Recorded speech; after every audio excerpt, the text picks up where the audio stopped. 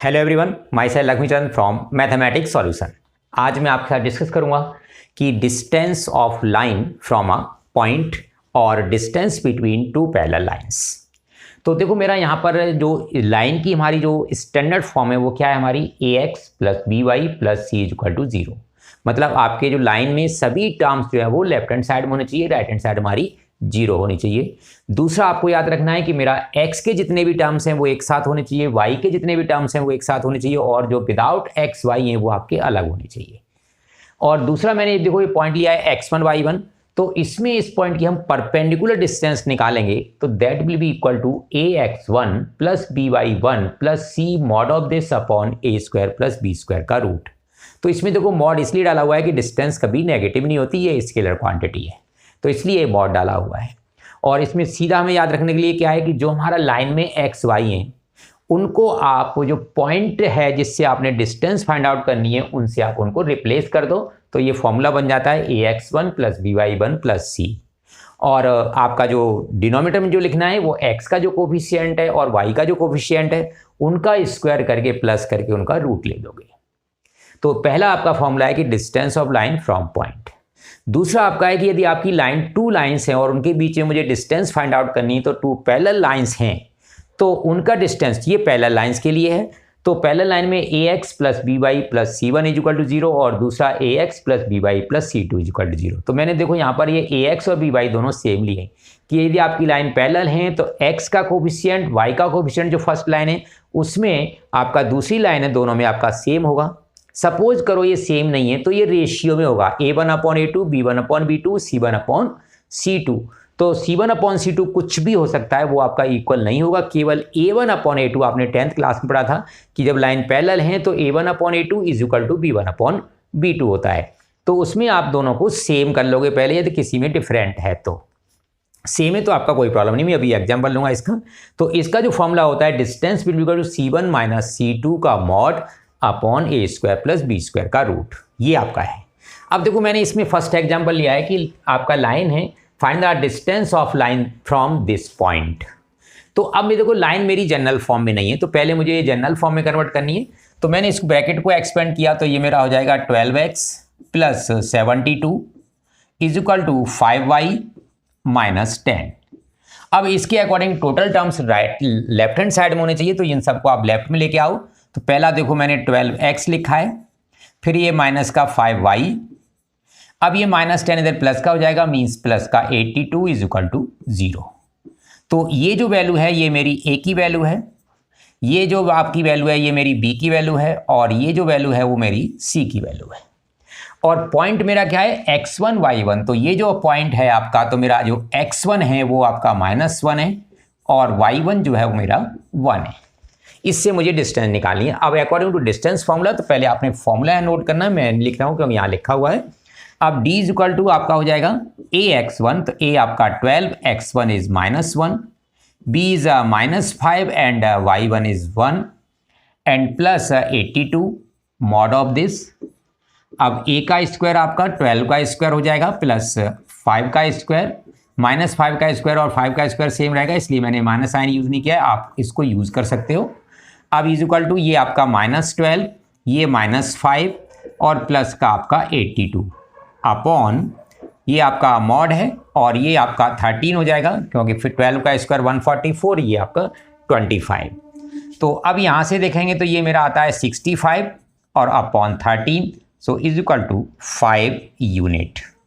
तो ये आपका इसका आंसर होगा distance of line from the point. अब देखो मैंने यहाँ पर आपका एग्जाम्पल लिया हुआ है। नेक्स्ट जो एग्जाम्पल है वो मैंने लिया है कि find the distance of the line 4x plus 3y is equal to 20 from the point.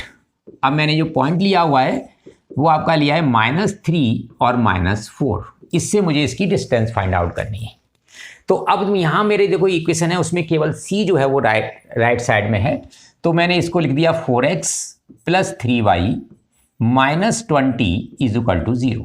अब मेरा जो ये है ये मेरी a की वैल्यू है, ये आपका है वो b की वैल्यू है, और ये मेरी आपकी c की वैल्यू है, और ये जो पॉइंट है ये मेरा x1 है और ये जो पॉइंट है मेरा y1 है।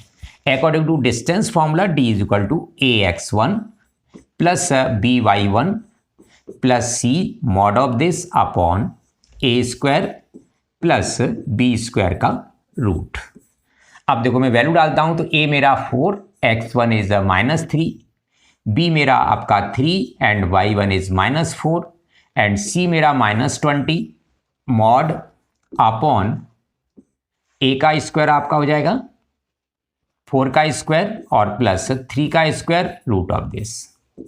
अब देखो ये आपका -12, ये आपका -12 और ये माइनस का 20 मॉड ऑफ दिस अपॉन ये आपका 25 का रूट 5 हो जाएगा। ये आपके 24 और ये आपका 44 हो जाएगा। माइनस का है मॉड आने 44 अपॉन 5 यूनिट, ये इसकी डिस्टेंस होगी।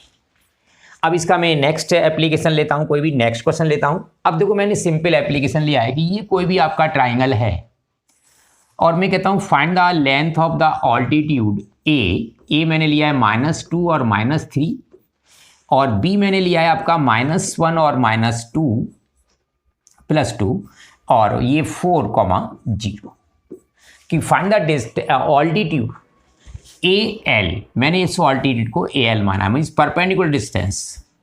तो from this point two line B और ये पॉइंट आपका C।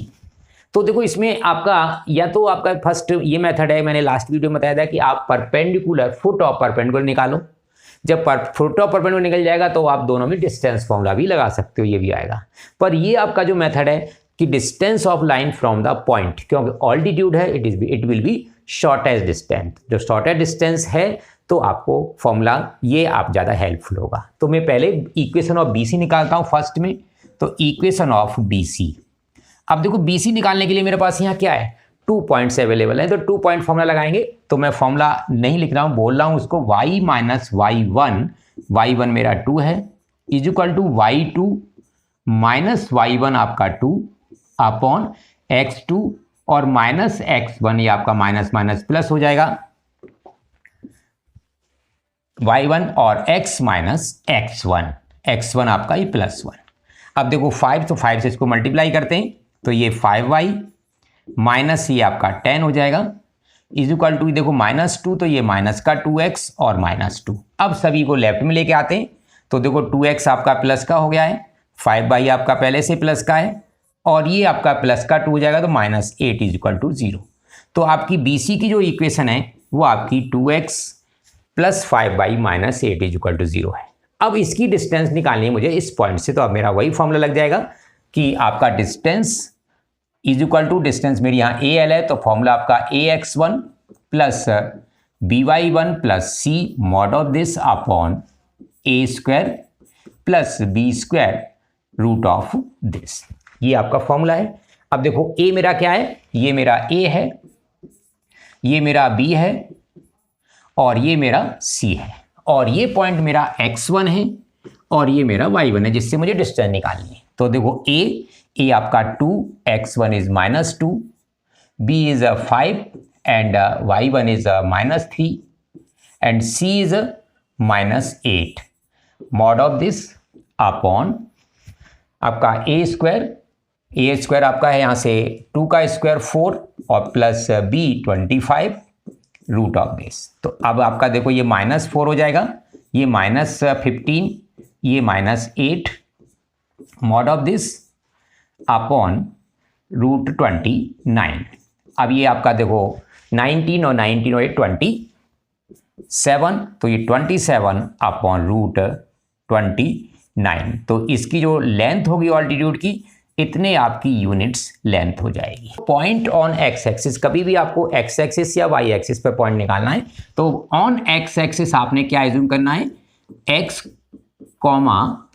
0, ये मेरा पॉइंट होगा ऑन एक्स एक्सिस। यदि आपने पॉइंट ऑन वाई एक्सिस निकालना है तो आपका जो पॉइंट एज्यूम करोगे उसको 0, y, क्योंकि वाई एक्सिस पे मेरा x कोऑर्डिनेट होगा ही नहीं, वहाँ पर 0 होती है उसकी वैल्यू, इसलिए हम 0 y। सपोज करो आपने वहाँ पर xy ले लिया या x1 y1 ले लिया तो आपको देखो अननेसेसरी जो मुझे कोऑर्डिनेट मालूम था उसे आप निकालने की कोशिश करोगे और उसके लिए आपको इन्फॉर्मेशन वहाँ मिलेंगी नहीं, तो इसलिए वो आपका वहाँ टाइम वेस्ट होगा। आपका क्वेश्चन था find the point on x axis मैंने ये वाला लिया हुआ है, point on x axis which is at a distance of 4 unit from the line 2x minus 3y plus 7 is equal to 0।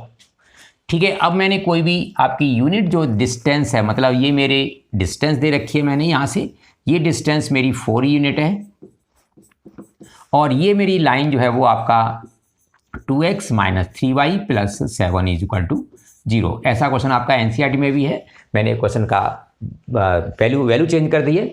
अब यहाँ आपका ये पॉइंट मैंने एक्स एक्स पे क्या मान लिया, x, 0।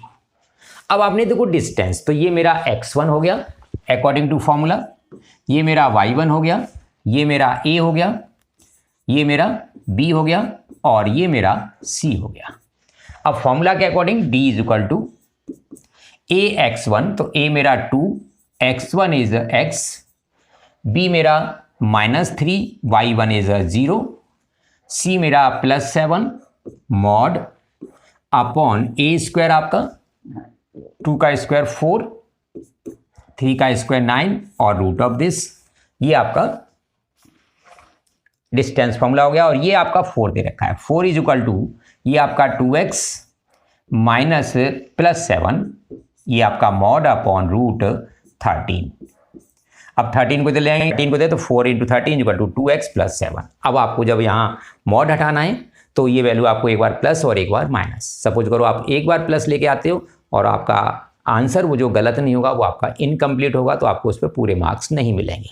तो इसलिए आपको एक बार प्लस लेना और एक बार माइनस। तो देयरफॉर अब मैं इसको 2x + 7 इज इक्वल टू 4√13 और 2x इज इक्वल टू 4√13 -7 और x इज इक्वल टू 4√13 -7/2। एक पॉइंट तो आपका ये हो जाएगा दिस कॉमा 0। अब दूसरा इसको मैं माइनस लूंगा, तो देखो माइनस में मैं इधर लिखता हूं इसको 2x + 7 इज इक्वल टू -4√13 और ये आपका तो 2x इज इक्वल टू -4√13 और -7, तो x is equal to minus आप कॉमन निकाल लो 4√13 + 7/2। तो दूसरा आप नेक्स्ट इसमें इलस्ट्रेशन लेते हैं, आपका क्वेश्चन लेते हैं इसमें। अब देखो मैंने आपको एक जनरल इंफॉर्मेशन है कि आपको मैंने लाइन दी है कि 4x + 3y is equal to 12। अब इस लाइन से आपके पास क्या क्या इंफॉर्मेशन मिल सकती है, क्योंकि देखो हमारे पास जब कुछ भी है यहाँ पर हम गिवन हैं तो उससे हमारे पास क्या क्या इंफॉर्मेशन अवेलेबल हैं और हमें क्या क्या वहाँ फाइंड आउट करना है वो आपको सबसे पहले देखना है। It means first we can know about number 1 slope of the line. इसका हमें स्लोप की जरूरत है, तो स्लोप ऑफ लाइन हम इसमें बता सकते हैं आपको। तो स्लोप ऑफ लाइन यहाँ क्या होता है, यदि मेरी लाइन की इक्वेशन ax + by और +c इज इक्वल टू 0 इस फॉर्म में है, तो मेरा स्लोप जो होता है वो ऑफ लाइन -a/b के इक्वल आएगा। तो यहाँ पर मेरा जो है a 4 है, b आपका, तो इसका जो स्लोप हो जाएगा m वो -4/3, ये आप निकाल सकते हो इसमें। सेकंड, अब ये लाइन x और y एक्सिस को जरूर कट करके जा रही होगी, तो जो इंटरसेप्ट्स हैं वो भी आप फाइंड आउट कर सकते हो। तो देखो मुझे x intercept find out, second point आपका है मुझे x इंटरसेप्ट निकालना है। तो x इंटरसेप्ट के लिए आपने यहाँ क्या करना है कि आप यहाँ पर y इक्वल टू 0 पुट कर दो इस लाइन में।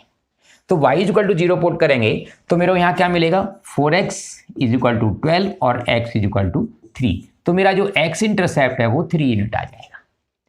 आपको यदि थर्ड y इंटरसेप्ट निकालना है तो y इंटरसेप्ट उसको आपने फाइंड आउट करना है। तो यहाँ पर x इज इक्वल टू आप 0 पुट कर दोगे, तो इस लाइन में x को 0 पुट किया तो आपको क्या मिलेगा, 3y इज इक्वल टू 12 और y is equal to 4 unit. तो आपका जो y इंटरसेप्ट है वो 4 यूनिट है। x intercept, it means we can find intercepts on axis made by the line 4x + 3y is equal to 12। दूसरी information हम ये निकाल सकते हैं। अब मैं ये कहता हूं कि इसमें आपका है कि यदि लाइन x इंटरसेप्ट और y इंटरसेप्ट है तो पॉइंट ऑन x एक्सिस और पॉइंट ऑन y एक्सिस भी बता दो वो कहां पर होंगे।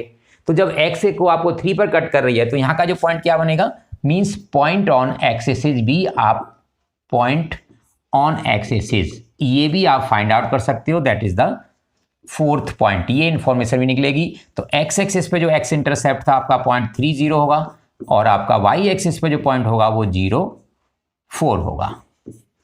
अब मैं कहता हूं कि ये जी एक्स इंटरसेप्ट है, मतलब आपका यहां पर लाइन है, ये एक्स और वाई को इस तरह से कट करके जा रही है, तो इस इंटरसेप्ट की आप मेरे को लेंथ भी बता दो। तो ये आपने निकाल लिया, एक्स इंटरसेप्ट था 3, ये आपका वाई इंटरसेप्ट था 4। तो पाइथागोरस से आप ये निकाल सकते हो कि ये 4 का स्क्वायर प्लस 3 का square root of this means that will equal to 5 unit. तो ये आप इंटरसेप्ट की लेंथ भी बता सकते हो। तो अब ये एक आपको लाइन से हमारे पास क्या क्या मिल गया, स्लोप फाइंड आउट कर सकते हैं हम, इंटरसेप्ट, ऐसे आपके जो क्वेश्चन हैं वो 1 मार्क्स में आते हैं। और ये मैं पॉइंट ऑन एक्सिस भी बता सकता हूं, और in length of the line segment between axis भी मैं फाइंड आउट कर सकता हूं। तो ये हमारी यहाँ जनरल इंफॉर्मेशन होती हैं, हम इससे निकाल सकते हैं। अब देखो इसमें आपका है कोई भी जो इक्वेशंस हैं, मैंने आपको पिछली वीडियो में आपका पैरेलल और परपेंडिकुलर लाइन के इक्वेशंस का जो है डिस्कस किया था, तो हम उससे भी निकाल सकते हैं।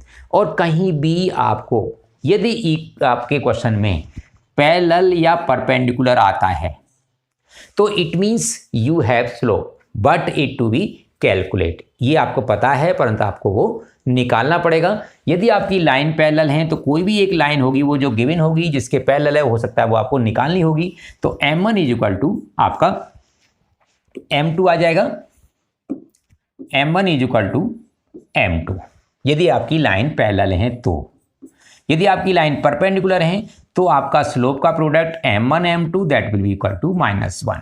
तो एक लाइन के परपेंडिकुलर है तो आपको एक स्लोप गिवन होगा, तो आप वहां से एक को पुट करके दूसरा आप फाइंड आउट कर सकते हो। देखो नेक्स्ट लिया है कि मैं कहता हूं for what value of k minus 3x plus k square minus 4y plus k square minus 5x minus 6 is equal to 0। Number 1, it is parallel to x-axis. For what value of k, this line is parallel to x-axis. तो कभी भी parallel to आपने x-axis find out करना है, parallel to x-axis, then put a is equal to 0. तो यहाँ पर जो a है उसको आप 0 पुट कर दोगे। यदि आपने parallel to y-axis देखना है तो आप वहाँ पर b is equal to 0 put कर दोगे। मैं कहता हूँ if line passes through the origin, यदि आपकी लाइन origin से पास जो होती है passes through origin, तो आप वहां पर लाइन में जो C है उसको आप 0 पुट कर दोगे। तो फर्स्ट के लिए कि if this line is parallel to x axis then this is the A, so this will be equal to 0. So for this k minus 3 is equal to 0, then it will give k is equal to 3. तो जब ये line x axis के parallel होगी तो k की value यहाँ 3 होनी चाहिए। अब आपका है दूसरा कि if this is parallel to y axis then b, so this will be equal to 0, then k square minus 4 is equal to 0, then it will give k square is equal to 4 और k is equal to plus minus 2। तो k की value आपकी plus minus 2 होनी चाहिए, तो ये line आपकी parallel to y axis हो जाएगी। अब मैं कहता हूं कि this line passes through the origin, तो उसमें आपका c आपका इंटरसेप्ट नहीं होगा उसमें से, तो आप k स्क्वायर, अब इसके थर्ड के लिए तो वहां आप पुट करोगे k square minus 5x minus 6 is equal to 0, not this is x that this is the k, तो ये आप k पुट करोगे यहाँ पर। तो अब यहाँ से k common, k minus 6 plus 1 common, k minus 6 is equal to 0 और k माइनस 6 कॉमन आपका k plus 1 is equal to 0। So either k is equal to 6 और k इज इक्वल टू -1। तो इस तरह से हम वैल्यू आपकी लाइन है कि यदि आपकी पैरेलल टू x एक्सिस है, पैरेलल टू y एक्सिस है या आपका ओरिजिन से पास होगी, तो हम इस तरह से अननोन वैल्यू निकाल सकते हैं। Thank you students, thank you for watching.